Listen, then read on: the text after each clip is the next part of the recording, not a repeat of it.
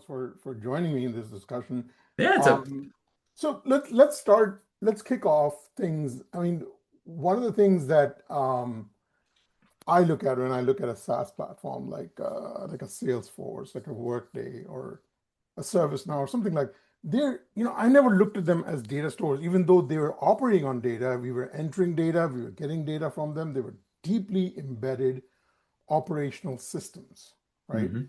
So they managed, very complex workflows, integrations into other applications.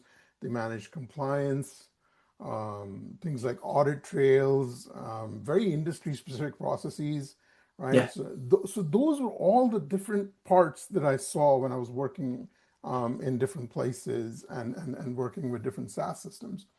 So knowledge graphs, you know, to my mind, rooted in basically graph theory, they're fundamentally about relationships and semantics, right? To yes. me, they appear to be missing a leg of what I call the execution. So in Hmm. my mind, and you can correct me if I'm wrong on this, in my mind, the replacement of SaaS is kind of early to call. There's a lot of voices that are calling for the replacement of SaaS with knowledge graphs. And so you and I had some exchange of thoughts, and I'd really love to hear more from you on what you think about that. But that's how I imagine it. That's how I'm picturing it. Yeah, well, really good question to open the discussion. I agree. The knowledge graph by itself will not replace any SaaS solution because it's a database, but it is a really good foundation to put an agentic layer on top of it, which Mhm. has the knowledge. It knows the semantic from the knowledge graph and has a business logic built in.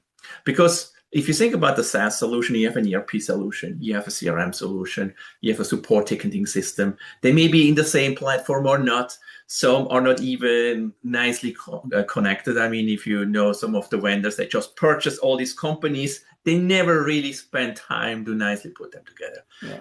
Now, with a knowledge graph, you can actually start pulling this information back in-house and own them because I think owning the knowledge layer will really position yourself to have an advantage going forward. You're not depending on someone else. The Mhm. other thing which I think will be fundamentally different is SaaS solutions were built for humans.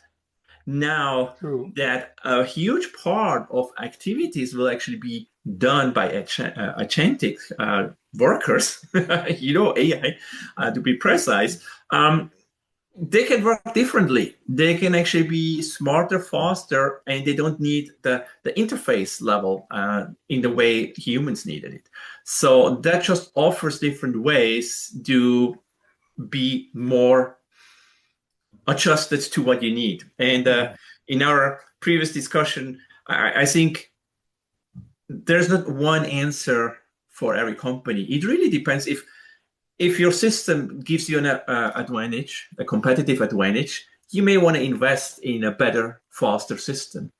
Mhm. If your core competence is somewhere else and the whole IT thing is more like a compliance thing, it's Yeah. like it's a distract. It's like why even bother? Focus on what you have to do. So it really depends where you stay in a life cycle of a company and where you spend your time. So um, but I'm really interested in diving a little bit deeper because there are Yeah. so many layers to it.